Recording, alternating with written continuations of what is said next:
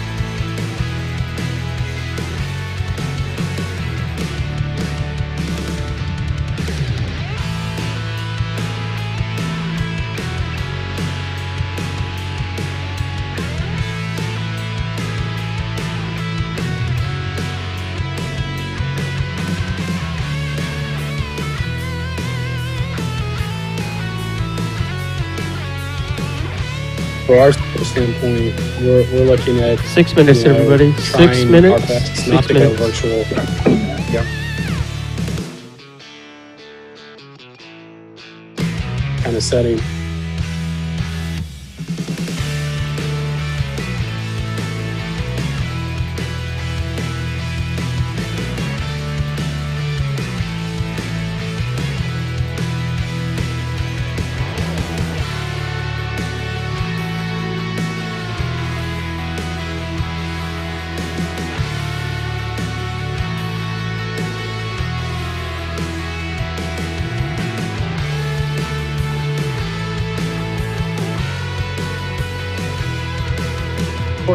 And 5 not even minutes, so much 5 like minutes. ours, but maybe even like just the next group down that have football and rely on football.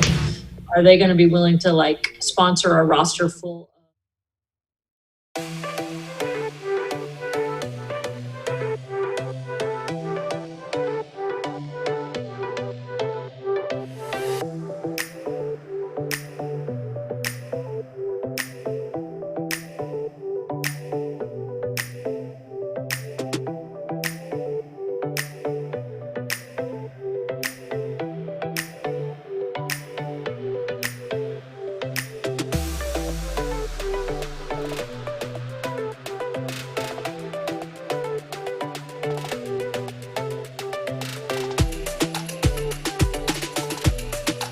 Excited about summer school, Becky. Okay, everybody, we're That's a turning good on question. the meeting right now for everybody. UF is summer A and B online, but we're trying to see if there can be any type of exception for 4 not minutes. just athletes, but like kids that have to take labs or internationals or something like that. Because if we can get that break, then that would probably allow athletes. I don't think they'll make a break just for athletes. Right. Well, I know Walford has, their first semester, summer school is going to be online. And I don't think they've made a decision about the second semester yet. Yeah, I think that they're talking about making a decision about fall by June. Okay. Hey, just a reminder, everybody, That's still pretty late. I'm going to mute you in about 2 minutes. And then Yeah, I we're know going to there's a lot of we're gonna schools make that my are- video full their screen. goal with like USC, South Carolina, they were saying June 15th. They can't hear me. I mean, and that even seems late, in itself. But then other schools, they're going to wait until even later than that, July potentially, just because there's so much on when you're a smaller school, and I mean, it's so fluid. It's fluid right now. Oh, unmute me. That's why. Unmute. Yeah, it's a tough situation, I think, because there's just so many. Okay, moving everybody, parts. 3 minutes to go. and I'm going to cut you off at about a minute and make my video full screen because we have a little open, and then we have an animation. Then I will come to Ralph. So about 2.5 minutes.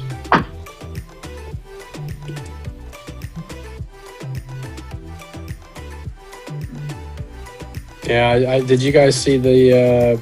I don't know what they've dictated from, but the had said that all internationals, all international flights or travel was banned last week, I think, and obviously a lot of schools are trying to find out what does that mean in 2 terms minutes. of 2 minutes. students and visas, and I mean because that's a massive effect on college athletics.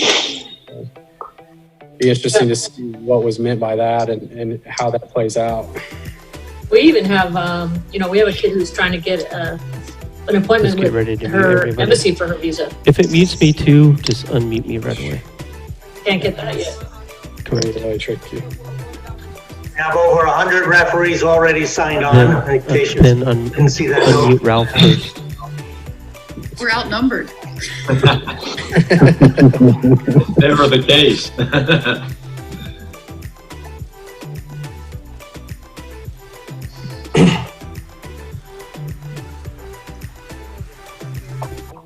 Yes. Is it? It should be recording already. It's recording. All right, 1 minute. 1 minute. All right, mute him up.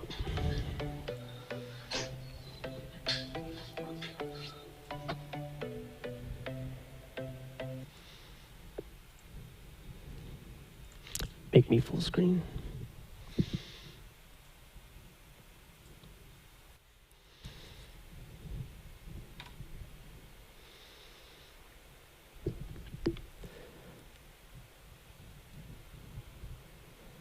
Thirty seconds.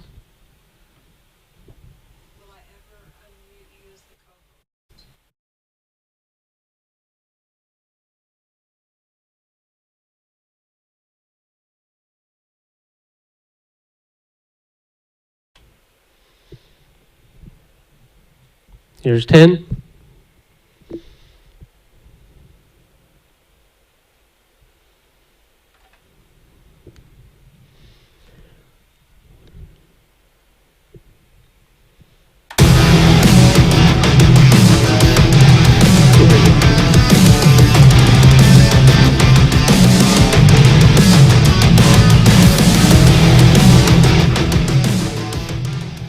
And come to them. Come to them. All right, hello everybody. My name is Doug Ferguson with Never Ends Productions here in Control Center in Fort Wayne, Indiana. Today we have an excellent group of panelists. I will let them introduce themselves, but just a little housekeeping. For today, there is the chat and Q&A at the bottom of Zoom. If you have a specific question, use the Q&A. There are moderators in the meeting here that will take care of those. And if you have general discussion, use the chat. So that's for that. And now I'm going to introduce Ralph. Joe. Oh, Joe's up first. I'm sorry. Dr. Joe. Yes. So. All right. Good afternoon, everyone, and thank you for joining. We have a fantastic panel of coaches from every level of men's and women's soccer in the United States.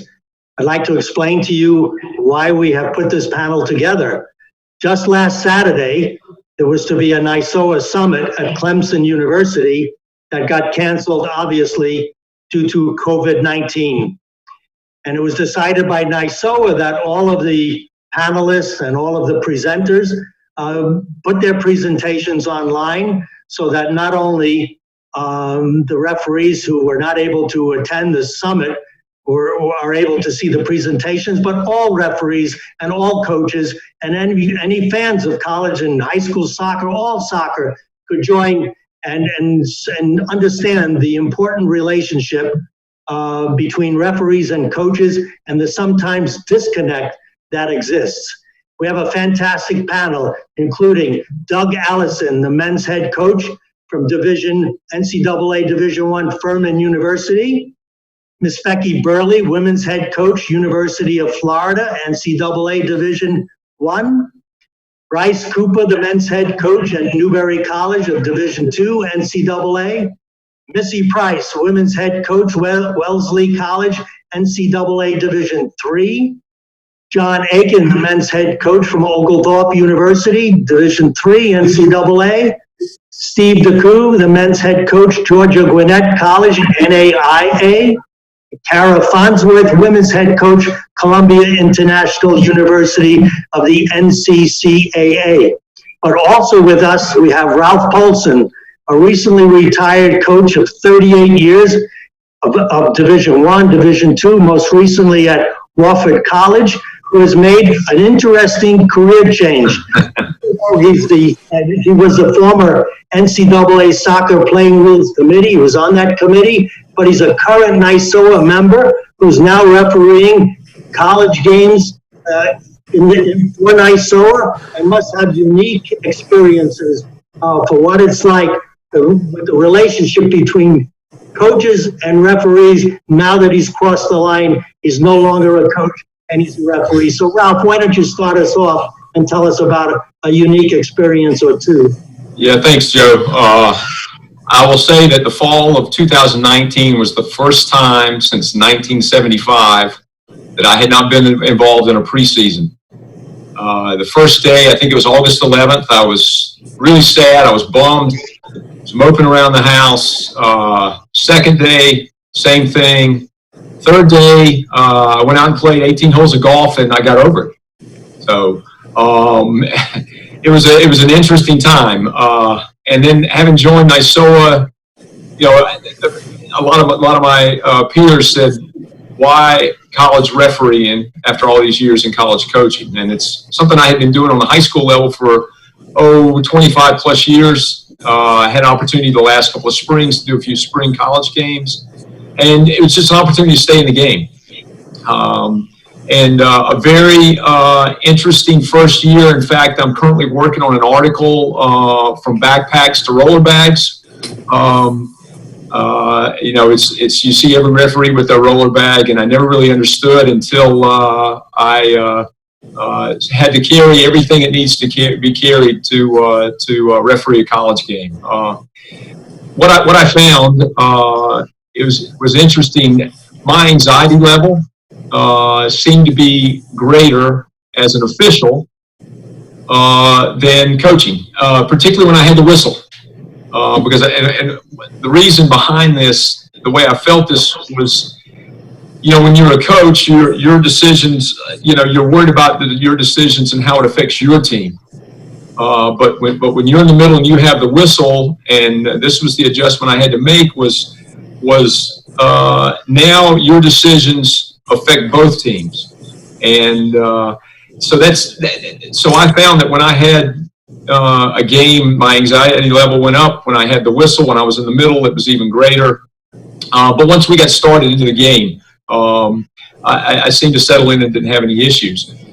I served 5 years on the NCAA Playing Rules Committee. 2 of those I served as chair. And so during that time, we had 3 rewrites of the rules. And I have always felt like I've know the rules, at least the rule book, as well as anybody. I haven't spent that much time studying it, writing, rewriting the rules.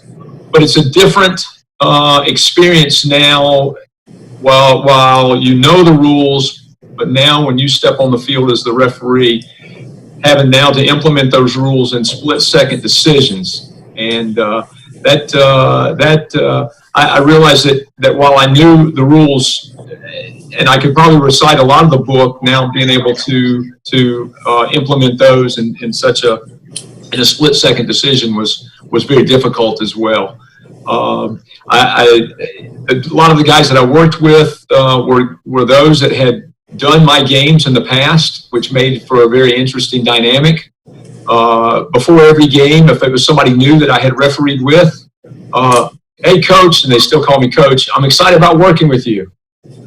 we do the game, and then after the game, one of the first things out of their mouth was, "I hate working with you." And I'm like, "Why is that?" They go, "You know everybody. Everybody knows you. Nobody yells at you. They yell at us." So I guess I got away with a lot that way as well. But a great experience. And like I say, I'm in the process of putting together this article that I hope will be published just on the other experiences of making the transition from coaching to officiating. And that was a great thing when I was asked to participate with you on this panel. Was developing this relationship with coaches and referees. I've had the opportunity to see what kind of education goes into the whole NISOA organization, what they provide for referees, and what the referees as a group also what they are trying to do to improve themselves. Coaching is a very tight-knit group. This is the last thing, and then I'll go back to you. But coaching is a very tight-knit group. It's as big as the circle is, it really isn't. I found that the referees are the same way, and maybe a little tighter-knit group. And my reasoning behind this thinking is simply this. I play Doug every year, and for at least 90 minutes, Doug wants to beat me. I wanted to beat Doug. But with referees, the game that I do on Wednesday may affect the game that the next referee does on Saturday. How I handle the game. There's nothing worse than showing up for a game and hearing the last referee we had. And I've never wanted to be the last referee that they had where I was the one that had done something. So I feel like the decisions that I made and the way that I managed the game may affect how the game transpires for the next referee the very next game. Absolutely. And Ralph, we've always talked in the coaching community, and as you know, I grew up in the coaching community. We said that if you ought to at least referee your intra-squad games, but refereeing your intra-squad games is not the same as refereeing a game between two other teams. Completely different experience, and it makes you a better coach. You understand coaching a lot more when you've had that refereeing experience. And if you're a referee, you need to do some coaching as well, so you can see the other side of the coin. And now we get to, talking about what are the expectations, really? What are coaches' expectations from a referee? And we often hear the terminology, well, this referee really has it, the so-called it factor. So what does it mean? What does that mean? What do you expect? Well, what can we understand from a coaching point of view when a referee shows up and either has it or doesn't have it? And I'd like to start off with Becky Burley, our outstanding Division I coach from Florida. Becky. Thanks, Joe. Well, first of all, I just want to say I really respect what you all do. I think that I would not necessarily want your job, especially when I see sometimes how coaches deal with referees on the sidelines. So respect to all of you who put up with all of that. Secondly, Missy Price told me I had to bring my emotional support dog to help me deal with all these referees in one Zoom room. So this is Rose. She's really not an emotional support dog. I think the it factor that Joe's referring to is when a referee, when they come up in the beginning of the game, before the game even starts, what I notice are things like just the professionalism that they have. And this has really nothing to do with officiating. It just has to do with professionalism. And what I mean by that is, they introduce themselves, they introduce their staff, they treat me professionally. You can tell they take their craft seriously because of the way that they inspect the field or warm up for the game. They treat our players professionally. It's one of the probably most common discussions we have with our players about referees, actually they have with us, is about when a referee gets a little too familiar with them, and what I mean by that is like, they like the fact that maybe referees are familiar with who they are. They don't like an ongoing conversation happening during the game. And so I think that there's just that line of professionalism that you can really notice right when the officials arrive for the match. Let's hear from Doug Allison also at Division I, because there may be different expectations relevant to the different divisions. But Doug, what does a referee who has it mean to you? What does that factor mean to you? Well, first of all, I agree with what Becky's saying about the professionalism. At the beginning of the game, when everyone's a little bit nervous about the game, particularly a conference game or any game, and they come up and we typically would know the referee from the year before that, or even a few games before. So you can tell straight away as they walk in, and a lot of times it's a new staff that's with them, the linesman or their fourth official maybe, and they introduce everybody. I like to see how they interact with the captains. I think that's a big thing. Then they call the captains over, but one thing I do like about some of the referees, they seem to ask, is there anything special for today's game? And a lot of home games, obviously, we do have things. For example, Ralph and I used to host, between Walford and Furman, we used to host this thing called the Quinn game, which was a game for Down syndrome from one of my former players' daughters named Quinn. And we used to do that before a game. And the refs used to really enjoy getting that game. And being part of that game, and actually the human factor came out in everybody before the game. In fact, it's like you didn't want to play the game afterwards. Everyone wanted to give each other a hug, But they enjoyed being in the picture with all the players, with the Down syndrome kids. I mean, it's just like, God, these are with us as well. These people are with us as well. They want to join in and they want to do a good job. They're not here to hurt anybody, And I think people need to get over the fact that that's the stigma sometimes. But I agree with Becky. Professionalism's a big thing. I think you can tell, Joe, after a game, a lot of times if the referee has it, and sometimes you look at the schedule again after the game, say, I hope that I get that referee again. Or maybe we don't. In the schedule later on down the line, do we have that ref coming up again? But I also agree a little bit with the familiarity of some of the refs with our players. And I like a ref that talks to players. I like a ref that communicates with our players and doesn't get too involved with them, but they do communicate. They do talk to players, and they talk through the game instead of just blowing the whistle and running to the other side of the field. They're involved in the game with the players, and I really enjoy that part of watching a ref. And if there's a decision, there's going to be decisions go against you, Joe, every game.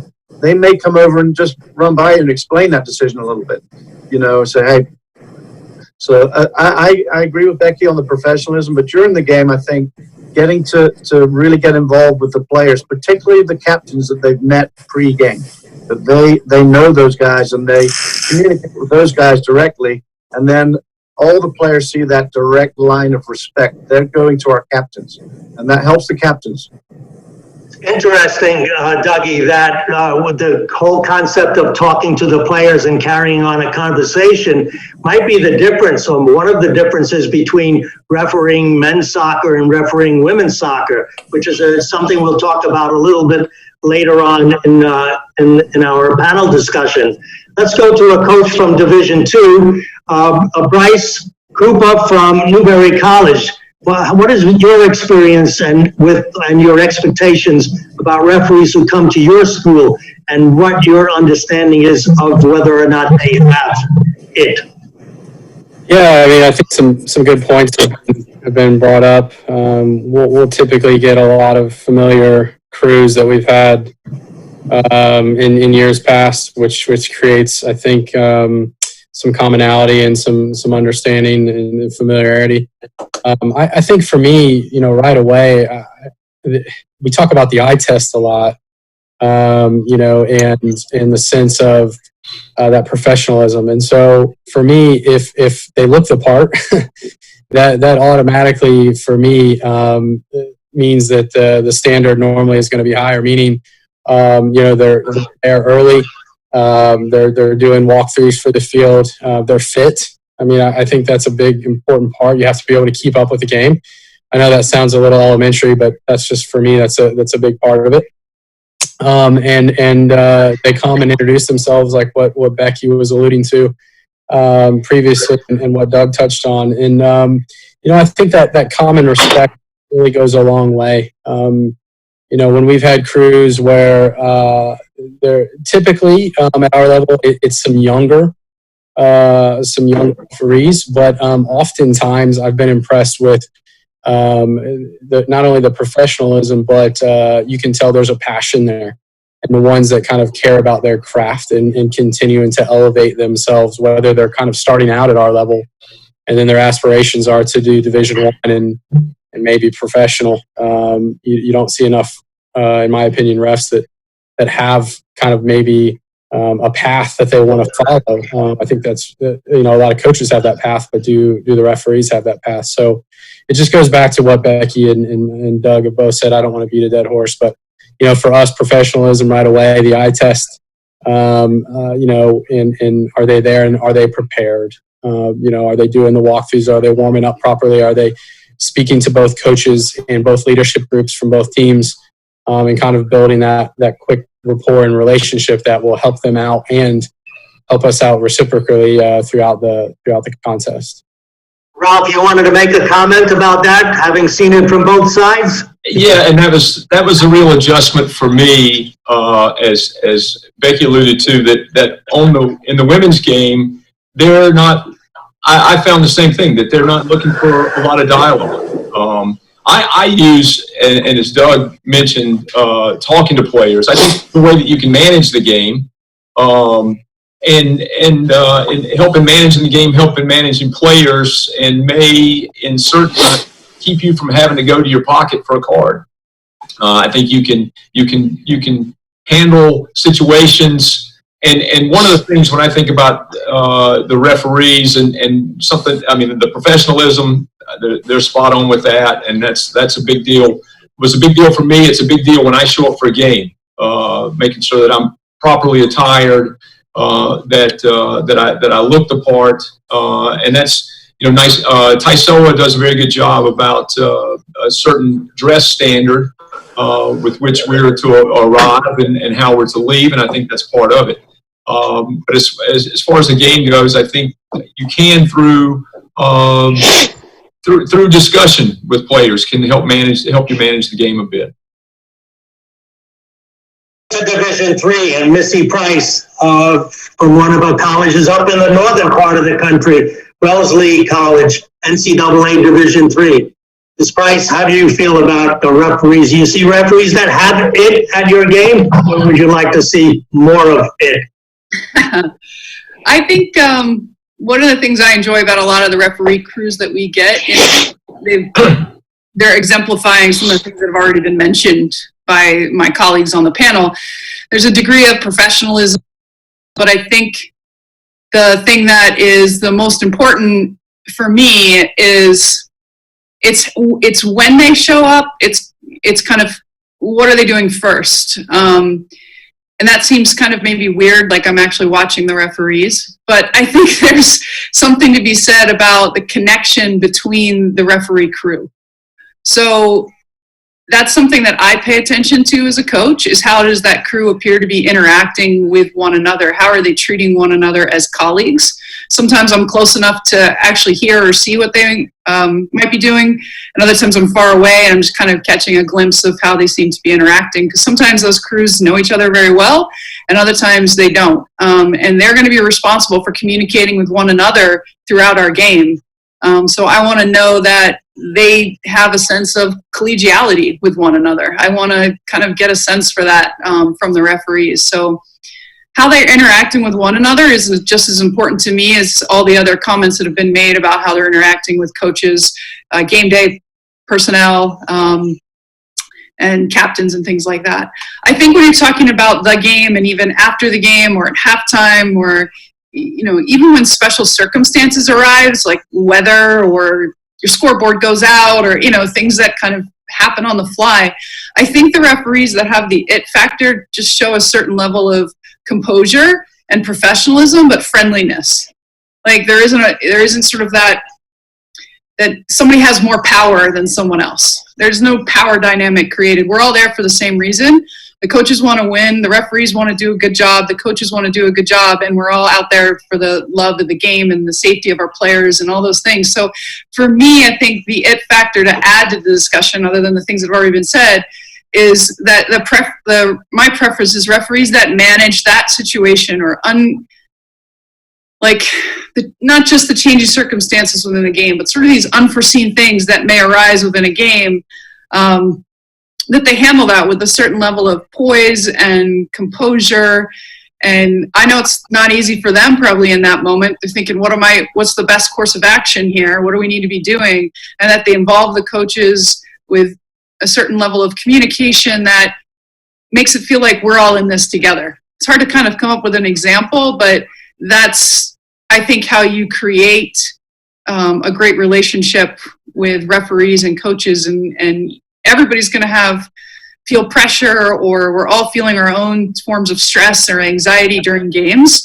And we can't possibly know what that is for everyone, players, coaches, referees. So I think if we can approach it from that standpoint, so composure and poise and handling these extenuating circumstances, because they happen when we're all not expecting it, and that they do it with a sense of, let's work this out together. There's no one's got more power than someone else in that situation. Excellent. And the referees at the college level, they have a bit of a disadvantage. I mean, it's been years now where FIFA, figured out that this game of soccer needs to be officiated with teamwork. So they've identified teams of officials where a referee is always working with the same assistant referees. And that's almost never the case at the college game. Often you come to a college game and you're working with a different assistant referee, and you may not have ever even worked with that assistant referee before. That presents unique challenges in the college game. So for them to get a game officiated with total teamwork when they've only been together, maybe met each other half an hour, 4 hour before the match, that's unique and special challenges. Soccer is a game that requires officiating teamwork. Now, I've been to a few NAI games in my day, and that's a whole different game. That's a whole different game because the nature of the players, the age of the players, completely different. So let's hear from our NAIA coach, Steve DeCruz, who's from Georgia Gwinnett College. And how is the officiating? How do you see the referees there? Do they carry with themselves the it factor? Yeah, Joe, we've got guys that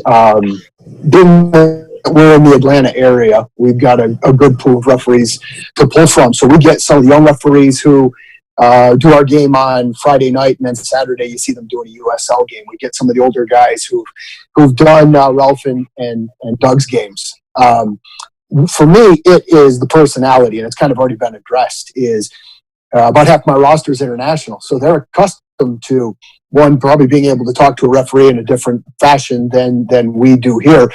But two, they love when the referee talks to them and shows them that respect. I mean, respect is one of the big keywords in our culture. And so what I like to do is just see, one, with the referees, we've heard of professionalism, do you show up on time? Are you ready to go? How do you treat the captains? For me, I don't really notice the referee until, as it's already been said, till they're talking with the captains at the coin toss, because we're focusing on what needs to be done for the day. But for us, it's the it factor to me is, as the game is progressing, can they talk their way through it? Do they manage the game with cards, or do they manage the game with some of these little side conversations? I mean, it's been 20 years, but as a player, I remember my favorite referees were the guys who talked to me and said, "Hey, you're getting close, calm down," that type of stuff. And so what I like is when I see that with these guys, that's what I would deem it. For me personally, then it's trying to understand these referees so that when I'm looking at who's coming into the game, and it's, in a big game, conference game, tournament, we can tell our players, some of them, hey, this is how he likes to call it.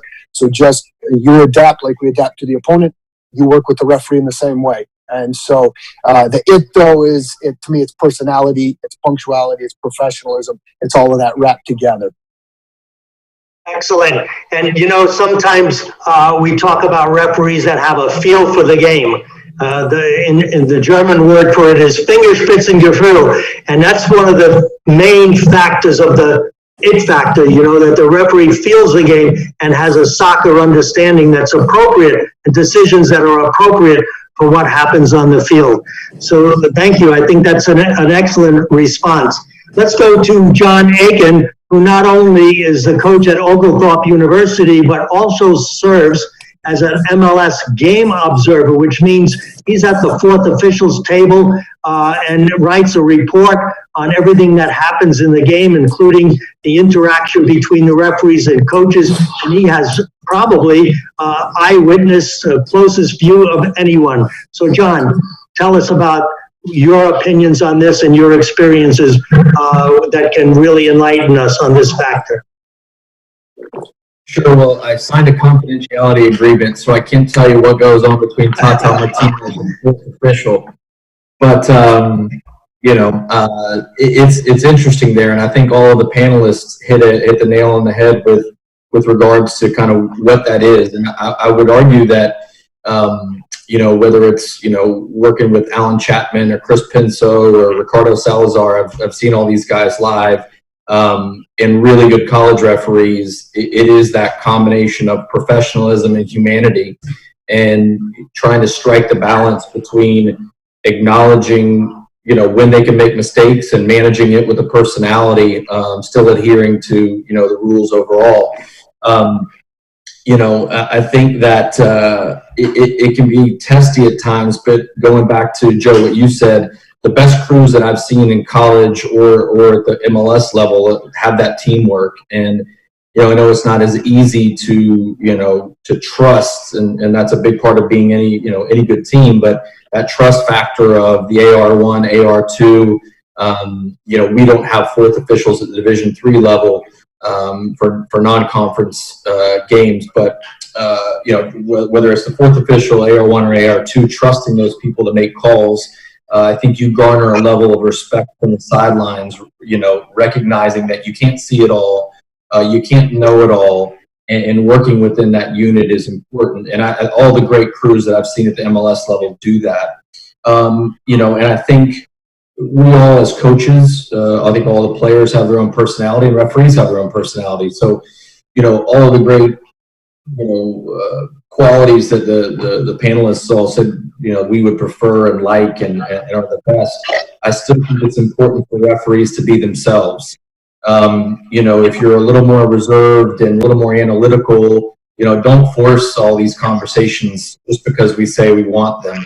I think we can see through people that aren't being themselves, and I think it puts them in an unnatural state to react differently to, what you need to do for the game. So all of the things that the panelists have put together, I think are important, but every MLS referee I've seen, every really good college referee I've seen, puts their own personality on it, and I think it can be an it factor, even if you do things a little bit differently.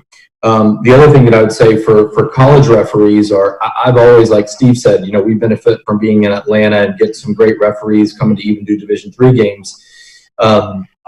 And we have some bad ones too, but the really good ones see the game at a certain standard, and you can see the ones that know, there really shouldn't be a difference between professional soccer and college soccer. And so often we hear that, oh, well, it's college soccer and they're allowed to be a little more physical, a little rougher. I don't think the rules read that way, and that's just my personal opinion. So the best referees that I've seen at the Oglethorpe level treat it like they would a professional game, and they know what's tolerable and what's not, and how to manage it. And I think that seeing the game of soccer as opposed to college soccer and not college soccer is a big plus for all the referees that I've worked with. Great response. Miss Kara Farnsworth is the women's head coach at Columbia International University, an NCCAA school, and I'd like to hear from Kara on how she feels about the officials coming to that level of soccer, and whether or not she has a different concept of the it factor. Absolutely. I think my fellow colleagues here have hit it right on the head. Just the professionalism, also understanding the colleges and the level that you're working with, I think is also really important. And so I do think that brings a different level of what a coach or players may want. So I think for us, we do enjoy when referees do talk to players as we're going. We enjoy the personality. I know my players enjoy quite a bit, but more importantly, they enjoy the equity that comes from working with different referees. And so for us, we do have a lot of the same referees or even the same crews through a season. So we could see one ref for almost 4 times through a season. So just having a good understanding that each game is different, and to walk away from that game as a unique a unique circumstance, and being able to move forward just as we're trying to teach our players and to do too. And just as we want to have a healthy mutual respect, and we're teaching our athletes to do that, that's what they want from our referees too. So then just that communication, I think, is really important. And that starts well before a crew shows up to our field, to sending an email out before. That all goes a really long way with us at our level. Do you think there's a difference from what you've seen? Because I know that at your college, there's often games are doubleheaders. So you were able to watch the men's game as well. Do you think there's a difference in what is the qualities of a referee to referee the men's game versus a women's game? I do believe so. I think that there are some referees that do an excellent job with our women's side, but that may struggle a little bit more with the men's side, and vice versa. That they are a different game, and we're different teams. I think there's a lot of ways that there is so much personality that comes out within a game that we can. Somebody on my team can do something to upset a referee, and and that can lead into the next game. So absolutely, I think that there's also a fatigue issue with. I know one of our other coaches talked about that fitness that's important. But yeah, there's a lot of differences between, especially our level, of what we need as referees, and yeah. So that, I think just even having more referees at this level and people that would be willing to ref at this level, I think is a huge thing for us. Becky Burley at Florida Division I University, you must see at the top level of officials come to your school. Do you think the requirements are different for refereeing the men's game versus the women's game? Can you point out anything special that's different? I mean, I've often heard it said, it's the same game, it's the same rules, but it's played differently. Ooh, that's a good question. I think that probably one of my biggest frustrations is if I feel like our game is being refereed differently than a men's game. So what I mean by that is if there's a call that's made that I don't think would be called in a men's game. So for example, a shoulder-to-shoulder charge, or 2 people going up for a header, the comment we make sometimes, I don't know if referees appreciate this or not, is sometimes it's the difference between being in the weight room, so 2 people are going equally for a ball, and one person physically out manages the other person, and a foul is called on the more physical player. And I realize that, clearly there are some times where it's not the right way to play, but there are also times where it's just a physical advantage. And I feel like at times, I know for a fact that I have made comments out loud to officials saying, would you call that same call in a men's game? And if their answer is no, then I think that we have an issue that we need to talk about, because the women's game has evolved. The women's game at the highest level has really evolved, and the speed of play and the physicality and all those things have evolved with it. And I think as long as we are keeping up with that and aren't having a double standard between what we would call in either game, to me, that's probably the biggest issue I see between the two. But in the end, I do believe that soccer is soccer. The field is the same size. The rules are the same. And the demands for an official are very similar. And often, Becky, I've heard comments, I assign the officials for the women's division of Northeast Conference, and the women coaches say to me that often the men referee come to their games and don't call the same games in terms of not giving a card when a card is deserved. Have you experienced that? I think there is a little bit of that too. I think that, like I've definitely seen plays where I would say to myself, if that was a men's game, that would be a yellow or that would be a red.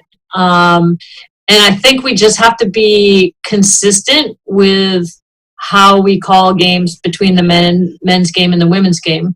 And that's probably not easy because I think some of the things are different in terms of, for example, we've already talked about like maybe the desire for the men's players to have more conversations happening within the game with the officials. I respect that. But I think when it comes down to the actual calls in a game, it really confuses players when they see something called against them that they know wouldn't be called in a men's game. Missy Price, I see kind of an expression on your face like you want to come in on this one. So here you go. You got it. It's so interesting. This is perfect timing. I had just read an article on theathletic.com, and it was on April 19th by Tom Warville, and he looked at I'm not going to give you the whole article summary, but just people might be interested in this. He looked at data from the Premier League and the Women's Super League and looked at kind of similarities or differences in some of the statistics in the men's and women's game. And I only bring that up because I think we all have our own opinion about whether or not is the game different or similar, or how similar or different is it, and is it at a certain level, at the Division I level versus the Division III level, is it different, whether it's men's or women's? And I think what makes it different are the players and the coaches and our styles, but the game itself the rule book isn't different, right? And so it was interesting to read this article because we might come to the game with our own perceptions of how it's different, especially referees. Even in Kara's point about if a referee has seen your team play several times throughout the season, right? Because you have a smaller referee pool, that just how you played in the beginning of the season, tactically, physically, whatever it may be, could be quite different. And so to come into a game with any kind of bias could keep you from doing your job the best that you can. So I think this article is really interesting. It was one of the first things he recognizes is shot counts. So there is actually a higher number of shots taken in the women's game at the professional level over there versus in the Premier League. And this is all statistical data. And some people would argue that maybe that is or isn't true, like your own belief system about whether you think that is or isn't true versus some statistical data. So my biggest point, I think, is that I'm a big proponent in sort of trying to recognize what our own bias is, regardless of the situation, and what we bring to the table. And so, as referees, as you're moving from one level to the next, or men's and women's games, like, are you bringing any bias to that? And if you do, how might it impact the job you're going to do?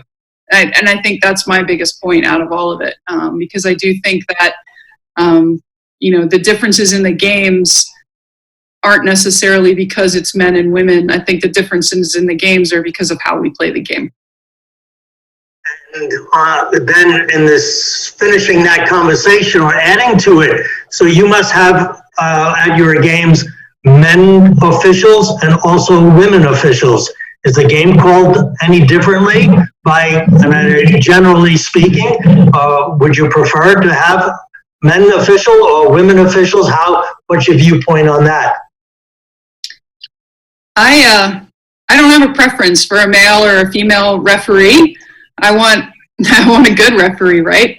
I do think it's great that when we do have female referees at our games, and especially when they're in the center, because I love to see the development of young women in the field of refereeing. I think that's really important. I also think it's important for our players to be able to see that more and more women are taking on that role.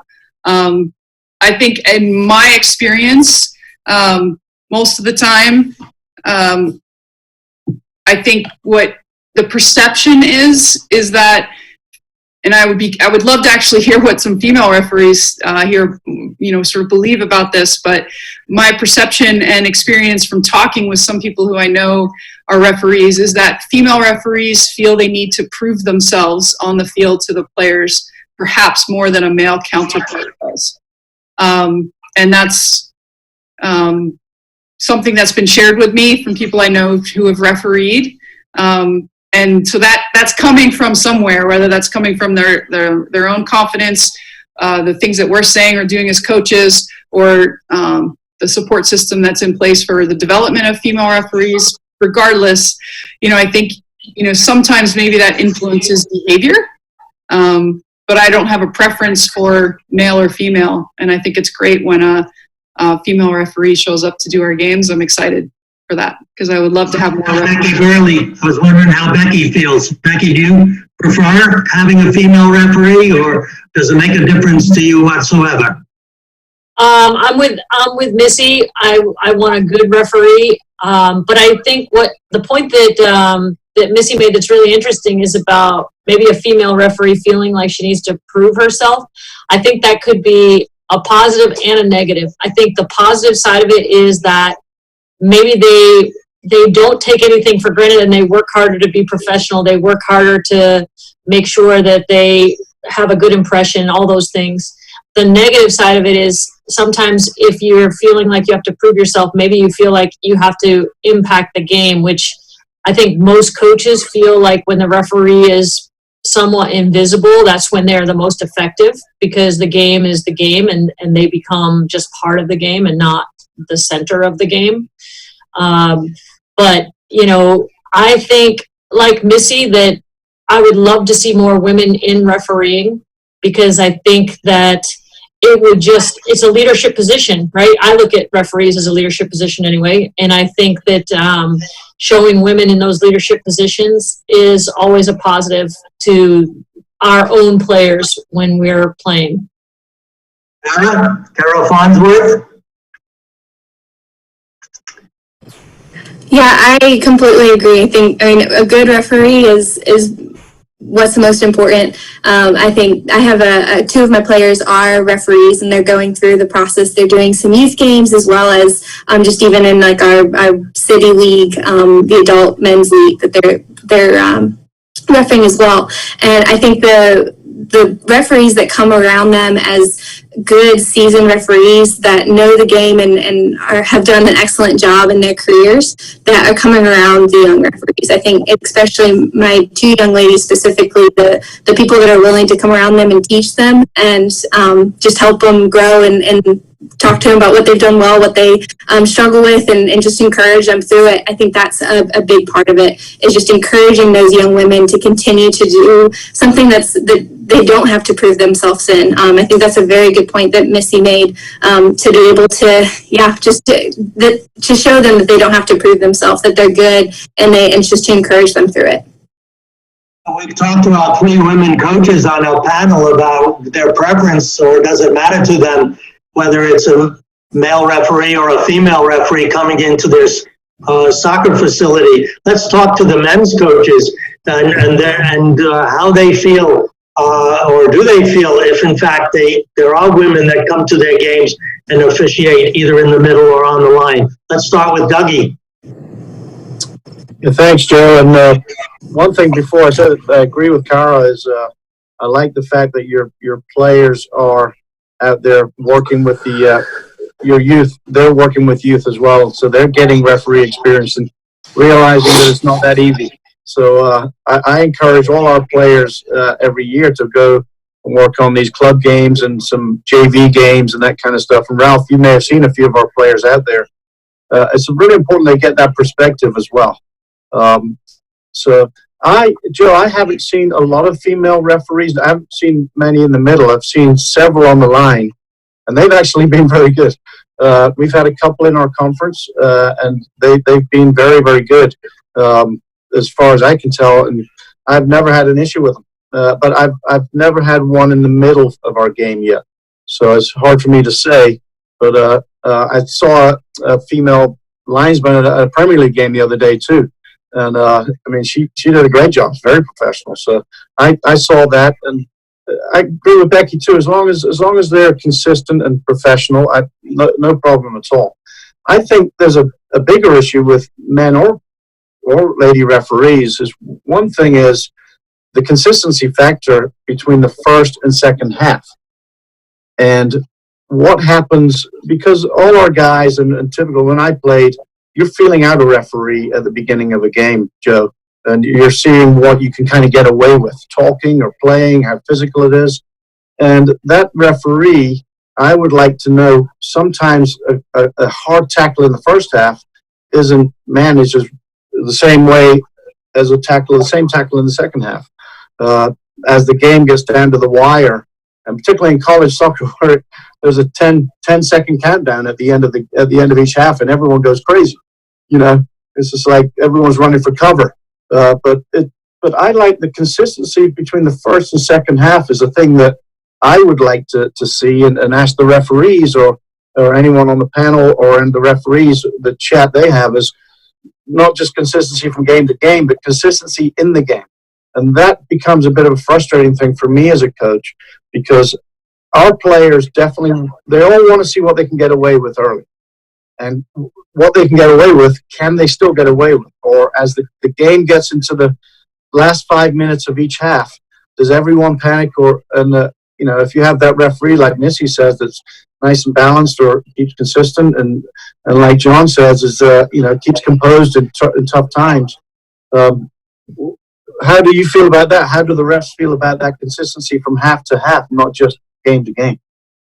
Well, there's certainly, I think everyone sees there's a reluctance for referees to caution, early in the match, and certainly central defenders, or maybe you don't want to be cautioning them early in the match because you're going to be faced with another situation where you may have to give a caution. That's all part of game management.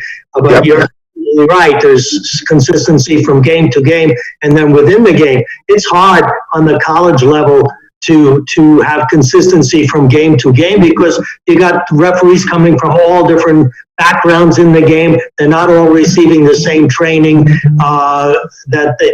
and so it's very difficult, and it's a very important discussion that we can have. John Aiken, how do you feel about that? And also, have you had any experience with your facility? And the reason I keep bringing that subject up is because I recently was at a presentation by Essie Bahamas, famous FIFA referee, who talked about the apprehension that many male coaches have when a female referee or sister referee comes up into their games. And Essie says, you can get on a plane and sit down and buckle your seat, put your seatbelt in, and then the pilot comes on, and the pilot is a woman. And you don't unbuckle your seat buckle and get off the plane. You trust your life with her performance. And then if you can do that, then why can't you trust your game to a female referee who's equally as competent? So, John, either one on consistency on whether or not you've had female referees. Yeah, we've had some great female referees, and I personally, it doesn't matter to me. Like the other panelists have said, a good referee is just perfect for us. I think whether it's a female referee or a male referee, the coaches, college coaches, need to do a much better job of respecting the game well enough to respect everybody involved, all the stakeholders. Opposing players, referees, and I think we have a responsibility to help those younger referees, newer female referees, everybody to get more comfortable in their own skin as they develop themselves and their own personality that I talked about earlier. So I don't have a personal preference at all, and I think it's exciting to see more and more of them.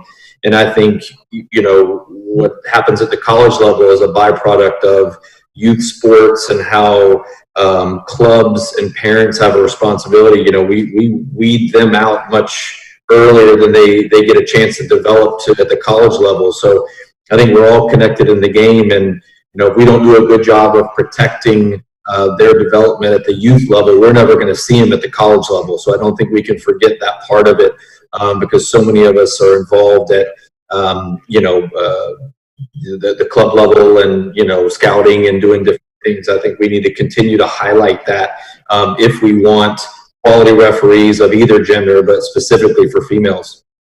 Excellent.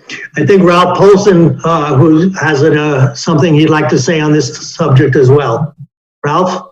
Yeah, we've had several female referees, and one in particular from Greenville that did a great job, and it goes back to what everyone else has touched on is professionalism, confidence, and consistency.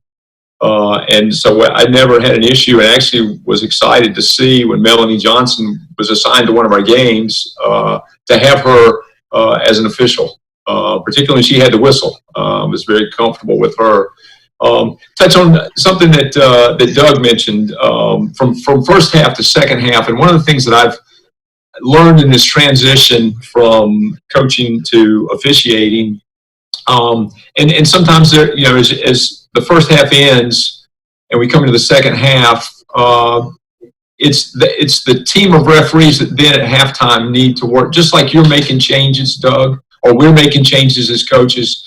It's same kind of discussions are being had by the referee crew, or should be being had by the referee crew, to the referee asking his assistant referees, how the first half went, what changes may need to be made. Is there something I missed? Is there something I need to take a look at, keep an eye on, kind of thing. But it comes back to what Missy talked about too, was the relationship of that officiating crew to work together, to have that ability to, you've got the referee, but everybody has a part in what's happening in terms of how the game proceeds. Excellent. Recently, the NCAA committee has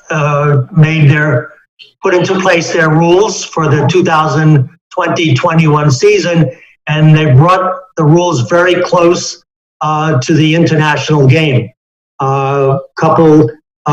In 2019, IFAB actually made 26 rule changes, many of them drastic, and now the college game is going to be adopting many of those rule changes. So I think I'd like to hear from the coaches as to what their feelings are about the current rule changes projected for this coming season, and whether they would like to see additional changes or maybe not as many. So let's start with Steve, men's head coach at George Gwinnett College, an NAIA school.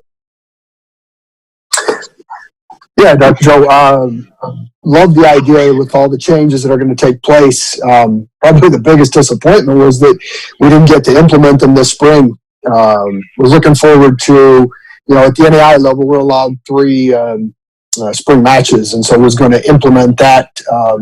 We had gotten about a month of our spring season in, a lot of technical work, but was going to really get the tactical after spring break, and the week after spring break, we got shut down. So, but love how we're bringing things in line with the international game. For my team that likes to play out of the back, the ability to receive the ball in the box is going to be great. I think my favorite, though, is going to be the 1 yard on free kicks. Just seen a lot of useless yellow cards that my players have picked up, or I've seen opponents pick up, just because the guys trying to be guys and just show how masculine they are and get into pushing contests and give away silly fouls like that. But overall, glad to see though that the game's getting in line. Yeah, absolutely. Now that the referee will not have to deal with all that pushing and shoving in the wall, we should see more goals scored from free kicks, because the referee will be able to get a true 10 yards and maintain that 10 yards. So that would be certainly something that would add to the game. Let's go to Bryce Cooper at Newberry College. How do you see the new law changes, and is there maybe something else that you would like to see take place? Yeah, just to piggyback off Steve, and I think for me, I'm excited about being able to play out of your own box, your own 18-yard box. As the game has progressed and developed, we've seen with a lot of teams that they want to implement a certain style of play, and one of those is being able to build out of the back in possession, and it allows your goalkeeper to be more useful and more more valuable in that sense. With Steve as well, I think the 1 yard rule, while it will be maybe challenging at some times to enforce or to what degree, I think it's definitely useful. And then for me, I think at some point, and I know it's maybe one of those issues where it's very unique to college soccer is the substitution rule. There are teams that obviously rely on heavy substitutions. It's part of their style and the way that they manage games and the way that they get players time. Student athlete experience is certainly part of that. I completely understand that. But also, if we're going to fall in line with the international rules, for instance, the Development Academy, I know it's no longer as relevant, and ECNL and some other major youth leagues have substitution rules in place. And while we have some, at this point with re-entry in the first half and whatnot, it will be interesting to see if that continues to be a hot button issue because it comes up every year. To see if that goes somewhere to where there is something put in place on how many substitutions in a game. Substitutions actually, especially in the second half with re-entry, so much time is lost that is not added on. In a college game, the referees under the NCAA rules do not have the ability to add time. And that also presents a problem at the end of the game. We talk about that last 10 or 20 seconds, whether to allow that corner kick to add time to allow that corner kick to be taken or that free kick to be taken, or even as we experienced in Northeast Conference to determine whether a ball crossed the goal line, before the stadium horn went off. So I'd like to have any one of the coaches address, and maybe Dougie Allison at the Division I level, would you like to see the referees keep the time and really make it a total adoption of how the international game is run, where they could add time for all the time that's lost? Yeah, Joe, and again, I hate the last 10 seconds of the game, of each half. I get heart attacks every half just with the last 10 seconds. The announcers go and everyone just seems to kick the ball as far as they can, and everyone's hitting each other. So if stadium announcers would refrain from talking during the last 10 seconds would be good. But interesting enough, I talked to Shea Salinas, who was one of my former players, and he's still playing for San Jose Earthquakes right now. He's in his 13th season out there. And he had a Zoom call with our team about 2 weeks ago, and he said in the MLS, one of the big differences between college and pro was they train for 95 minutes. A game of 98 minutes. They don't train for a 90-minute game anymore because of the actual added time on each half. So that in each half, they're looking at 48 minutes to 50 minutes. That's how long they want to go. And they have to train that way so their mind is there's going to be extra time. And so there's not only the time that's wasted in the game, but they have VAR. Yes. So with VAR, you have a tremendous amount of added time. I did a game in the Liga MX where in the first half alone, there was 9 minutes added because there were 3 incidences where the referee had to go to the monitor. So you're absolutely right. You're training for a 95, even longer game.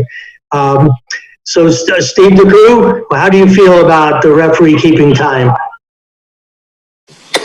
We had an example of that this past year to kind of go along with Dougie's talking about. Our PA guy got it wrong, and they hit the horn too early. Kid caught the ball in the box, but because it had been counted down, the referee just said that was the end of the half, which the opponent was scrambling trying to get the equalizer, and so they went absolutely ballistic. So would love to see everything taken care of on the field with the referees, as well as the substitution, whether it goes like the NPSL, the old PDL, whatever we're calling it these days, with the 6 substitutions, just to get us more in line with the rest of the world. But definitely want the referees to keep track of the clock on the field. Excellent. Despite the fact that it seems to be the opinion of the coaches that we have on this panel, I think overall throughout the country, the coaches voted against this as being put into the NCAA rules. And for the life of me, I can't understand why. Kara Farnsworth, do you have an opinion on the referee keeping time?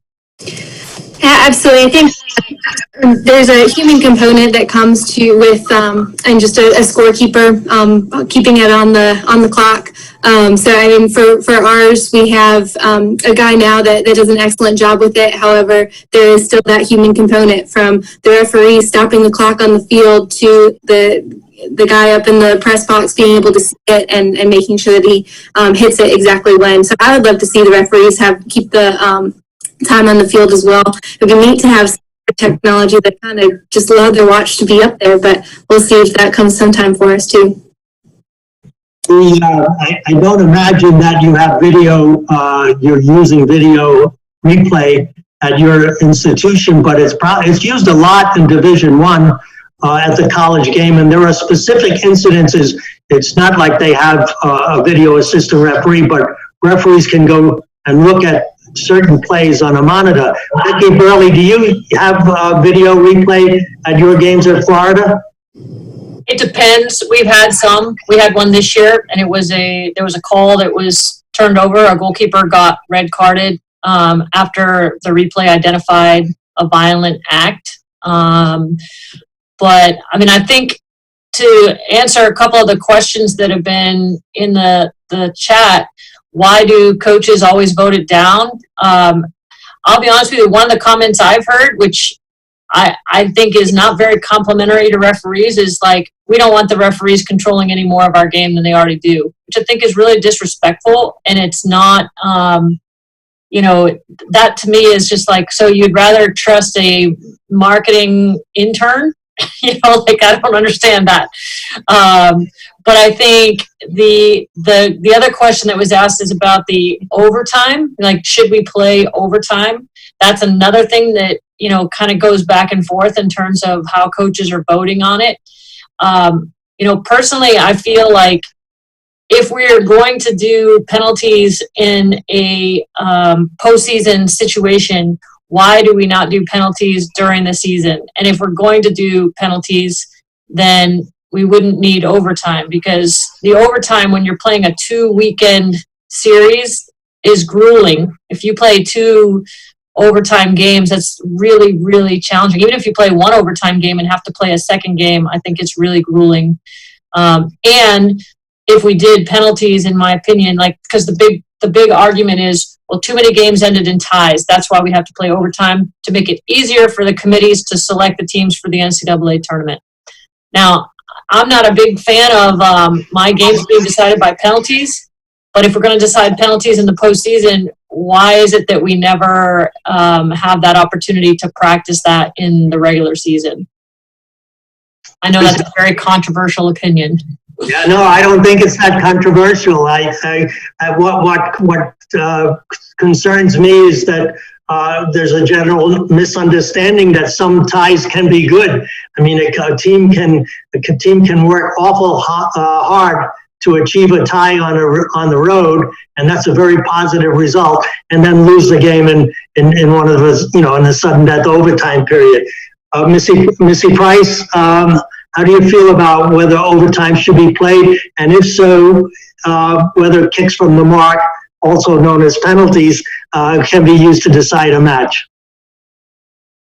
Oh man, I'm in the no overtime camp side of things. So I guess I'm more aligned with Becky in the sense of, if we're going to decide things with penalty kicks when you have to win and move on, then why not have that be part of our season? The wear and tear on the players, Division III in our conference and in our area, we have more rest between games. We play more of a weekday game and a weekend game, so we don't have 2 games in, let's say, 48 or 72 hours. But I still think the wear and tear on student athletes from the overtime periods is just challenging. I'll also go on record that I think referees should keep time on the field. So what else? What else do you guys want to know? I'll vote for whatever. No, I think the biggest thing is that we continually try to evolve our game, and college soccer is not professional soccer, and so sometimes both things can't apply from a rule perspective. And I do think that there's some benefits to the referees keeping the time on the field, especially when so many places aren't going to have, I know video review for time disputes is a rule change, but not everyone's going to have the ability to have the video review in place. So I think putting it in the control of the referees is a good decision, and I don't have any problem with it. And I agree with Becky too. Like that's what the referee is there for, to help manage the game. And my scoreboard went out twice in the last fall season with a little glitch somehow, and nobody knows what time it is then, except for what the referee has on the field and what we think it went out at. And stuff happens, but I think give it to the referees and have them be the ones managing it. And as far as the overtime thing, Joe, I'll go on record. Not a big fan of the overtimes in college. I would much rather us go straight to penalties or not have it at all, and have the penalties in the postseason. So there you go. Yeah, excellent. Ralph Paulson, I think you have something to contribute from the referee side on this issue.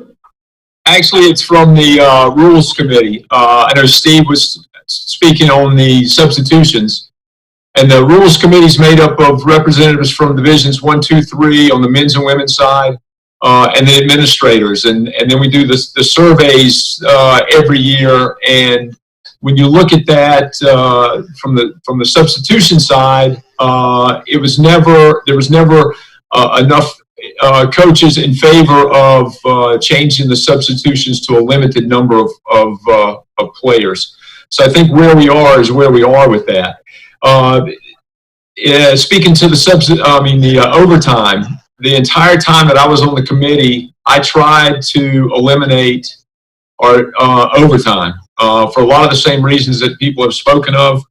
I was part of a symposium with the Sports Science Institute with the NCAA, and one of the things that came out of that in discussions from people from around the world was that most of the time loss injuries occurred in the last 10 to 15 minutes of a match. And now you add another 20 minutes to that with the overtime, then there was no data at that time to determine if there were more injuries in that overtime period, but the information that we did have with time loss injuries, they occurred in the last 10 to 15 minutes of a game. Speaking to Becky's point, where they're playing, a Friday, Sunday, and I think now the SEC, you guys have changed to Thursday, Sunday, but you're still trying to travel between sites, between games, and there's not a lot of recovery in there, and adding another, what seems like only 20 minutes, with everything that becomes involved with that overtime, now you're looking at somewhere between 35, 45, 50 minutes additionally, and now you, in an evening game, and then you turn around 2 days later, maybe 3 days at the most later, and having to play an early afternoon game. So I think that I've always been a big proponent of eliminating the overtime.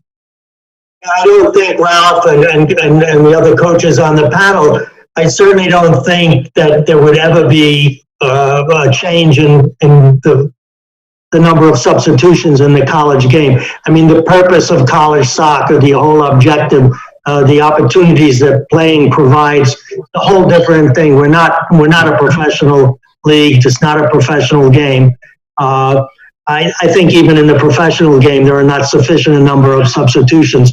But the fact that so much time is lost in the substitution process, that is not added, that in actuality, the actual amount of playing time in the college game, I think, is significantly less than the time in the international game when the referee is allowed to add time for time lost.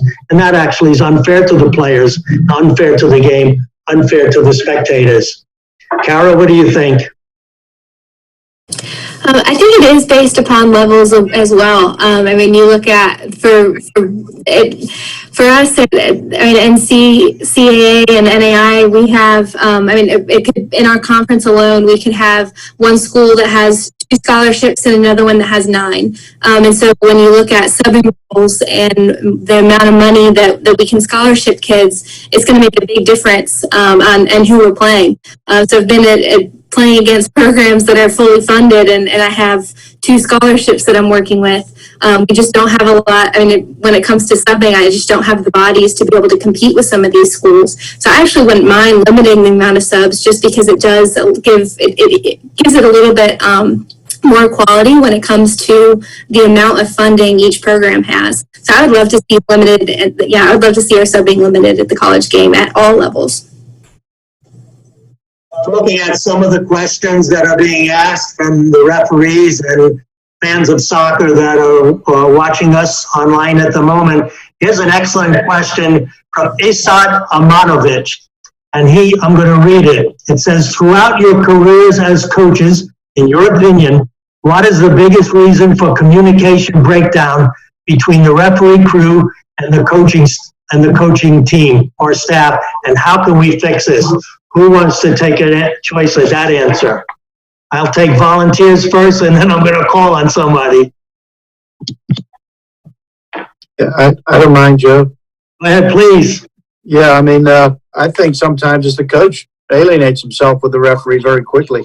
By saying something or doing something, or even in the pre-match warm-up or whatever. But hopefully, as we talked about the professionalism, that there is that respect there between the coaches and the ref, and that's why they do the captains at the beginning. But we as coaches don't want to see referees coming in just like we're going to just take over this game. I love it when a ref comes in and like I said before, just wants to be part of the game like we all do, and have a great experience, because we don't have enough time on the field. And then them being part of it and having that respect, I think, is an important thing. So I think a lot of times coaches alienate referees very, very quickly by what they say as well. The amount of, let's call it, misbehavior or misconduct that college referees allow certain coaches, certainly no one on this panel, to behave, and the way they behave on the sidelines is completely different than that we see in the international game. And IFAB and FIFA have even now just most recently changed their rule so that if a referee comes over to address misconduct in the technical area, they can now show a yellow card and eventually show a red card even. And I think that yellow card is really helpful for the referee when a coach demonstrates improper behavior in the technical area. So I'd like to hear from the coaches as we get close to the end of this broadcast. Would you like to see the college referees apply a different standard, a tougher standard, to some of the misconduct that seems to be taking place by some college coaches on the sideline? John?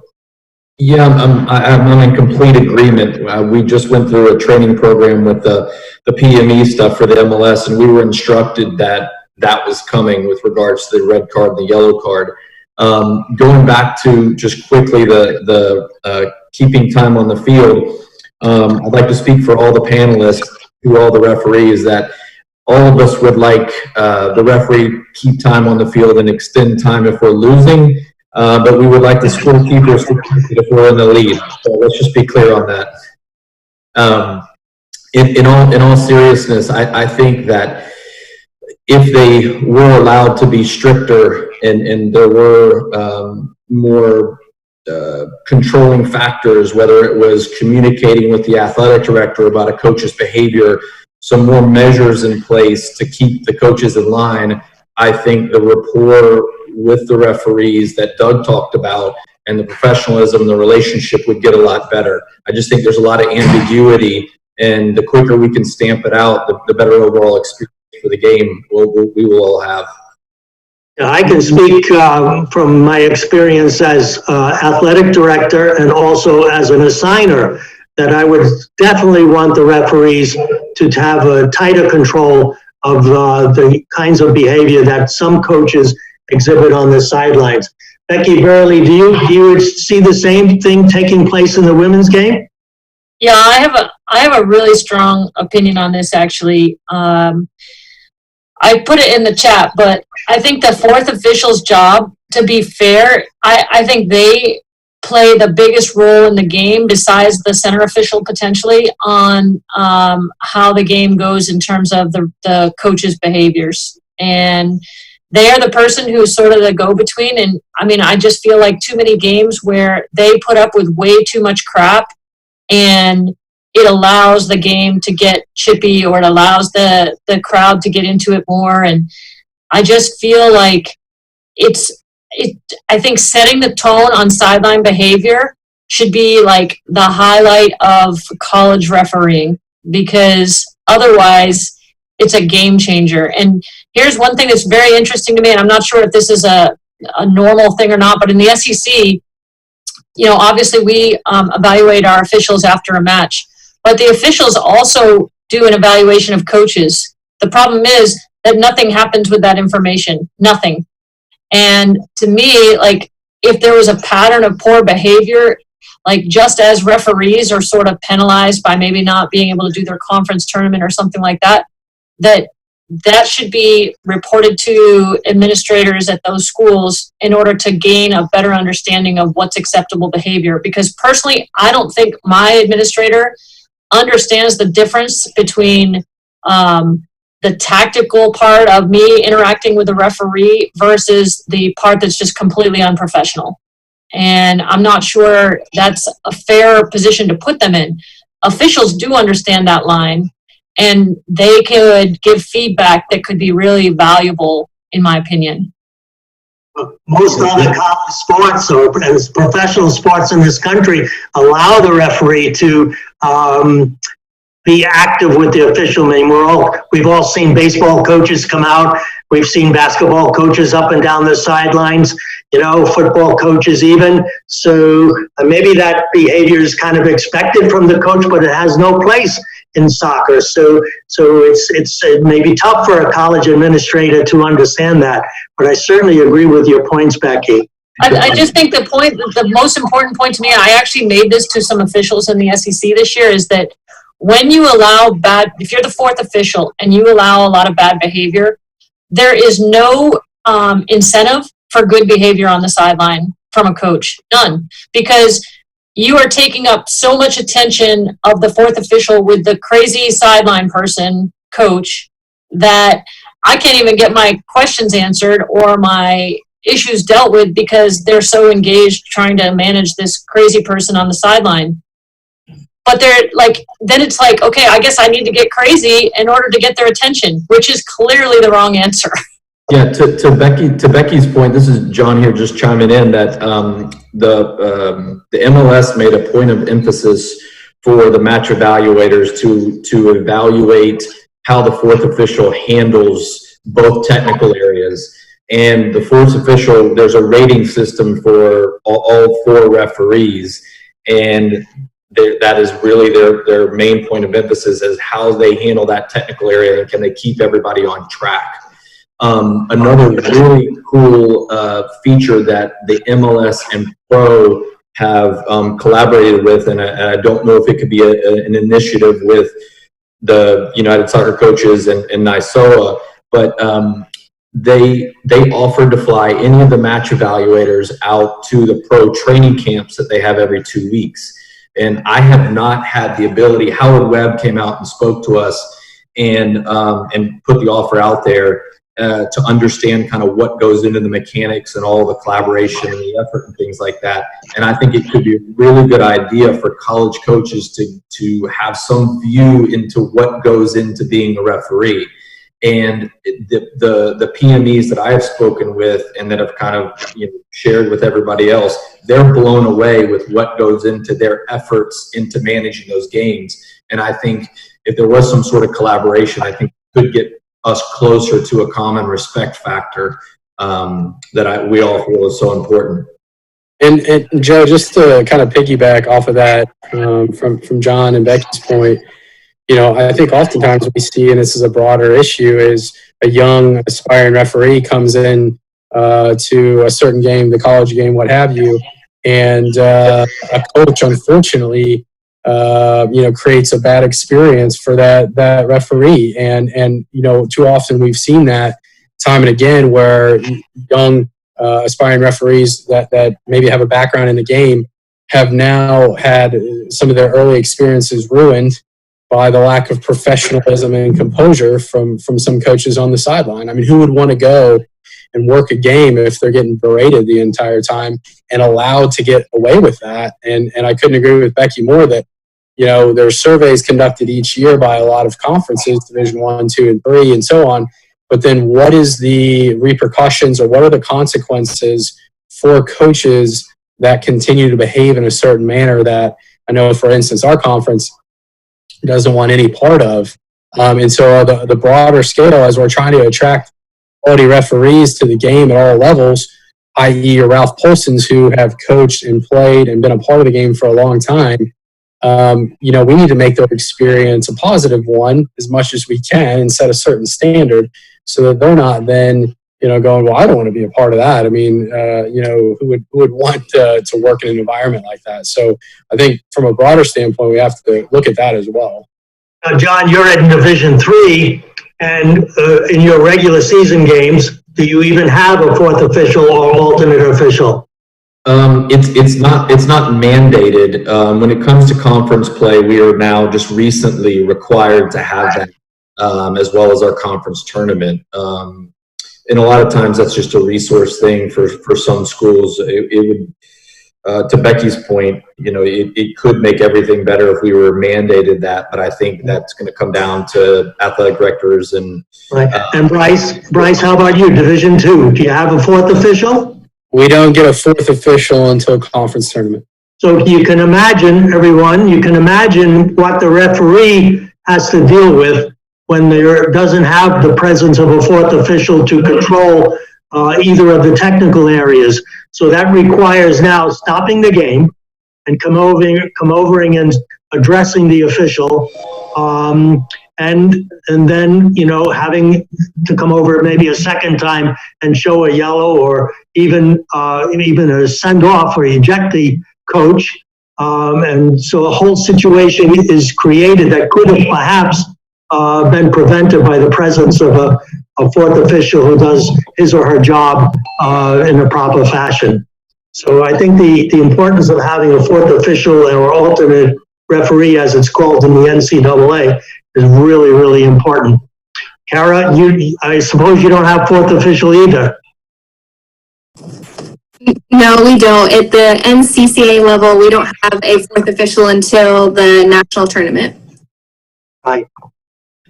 All right, so let's see if we have any more questions from folks coming onto the game. I mean, here's one from Damien. Do you agree that the way coaches treat a referee is what directly affects referee retention, and what can you do as coaches to help that retention? I think we've addressed quite a bit of that, but Ralph Polson, how do you feel about the whole idea of referee retention versus coaches' behavior? Well, going back to Becky's point, the behavior in the technical areas starts with the coaching staff. You know, this came up in the Southern Conference, and Doug and I and our signer were pushing for a fourth official, but our administrator, her take on it was that was not a fourth official was not an excuse for bad behavior in the technical area. And so unfortunately, from a cost standpoint, it didn't pass. And a lot of it also had to do with the fact that she wasn't supportive of it from the standpoint because she didn't feel like that was an excuse for the coaching staff to misbehave. As far as the retention goes, you know, I think what we've got to do is you know, those that have played the game is to get them involved, as we were talking about earlier.